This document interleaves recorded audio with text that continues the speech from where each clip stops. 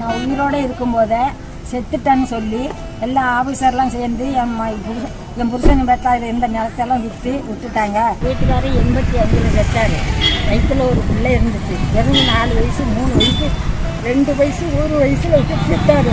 அதுலேருந்து நான் கஷ்டப்பட்டு பிள்ளைங்களை இந்த நிலத்தில் வச்சுக்கிட்டு எவ்வளோ அவிச்சதுக்காக ஆளாகி எல்லாம் பண்ணினேன். என்னோடய பிள்ளை என்னை அடித்து விரட்டி அக்கை கட்டி அடுத்தவன் பேச்சை கேட்டுக்கிட்டு என்னை விரட்டவுன்னா பிள்ளை குட்டியாவதுன்னு இருந்து நான் வெளிக்கிழந்து இருக்கும்போது எல்லா நிலத்தையும் வச்சுட்டு அவன் ஒரு பொண்ணை அழைச்சிக்கிட்டு வந்தேன். அந்த பொண்ணுக்கு நான் தாலி கட்டி நல்லது கெடுத்து பண்ணி எல்லாம் செஞ்சு வச்சு சரி நம்ம பிள்ளை வந்துட்டானே அழைச்சிக்கிட்டுமே எல்லாம் பண்ணேன். நான் உழைச்ச காசு என் பிள்ளை கையில் தான் ஒப்படைச்சேன். அத்தனையும் எல்லா பிள்ளைகளுக்கும் நல்லது கட்டி செஞ்சுக்கிட்டு இருந்தேன்.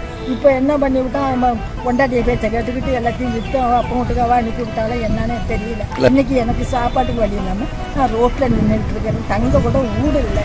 என்ன வாடகைக்கு வீடு இல்லை. எனக்கு காலி பண்ணி நான் நேற்று காலி பண்ணி வச்சுட்டு உட்காந்துக்கிறேன். வாடகை காசு கொடுத்தா தானே அவங்களுக்கு காலி பண்ண சொல்ல மாட்டாங்க.